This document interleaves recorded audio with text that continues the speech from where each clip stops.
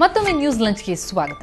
IAS ಅಧಿಕಾರಿ DK Ravi ನಿಗೂಢ ಸಾವಿನ ಪ್ರಕರಣಕ್ಕೆ ಸಂಬಂಧಪಟ್ಟಂತೆ ದೆಹಲಿಯ ಏಮ್ಸ್ ತಜ್ಞ ವೈದ್ಯರ ತಂಡ ವಿಚಾರಣೆಯನ್ನ ತೀವ್ರಗೊಳಿಸಿದೆ.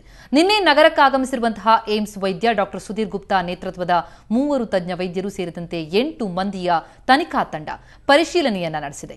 ನಿನ್ನೆ ಬೆಂಗಳೂರಿನ ಡಿಕೆ ರವಿ ಅವರ ಅಪಾರ್ಟ್ಮೆಂಟ್, ನಾಗರಬಾವಿಯಲ್ಲಿರುವಂತಹ ಡಿಕೆ ರವಿ ಮಾವ ಹನುಮಂತರಾಯಪ್ಪ ಅವರ ನಿವಾಸ, ಮೃತ ಅಧಿಕಾರಿಯ ಮರಣೋತ್ತರ ಪರೀಕ್ಷೆ ನಡೆದಂತಹ ವಿಕ್ಟೋರಿಯಾ ಆಸ್ಪತ್ರೆಗೆ ತೆರಳಿ ಪರಿಶೀಲನೆಯನ್ನು ನಡೆಸಲಾಯಿತು.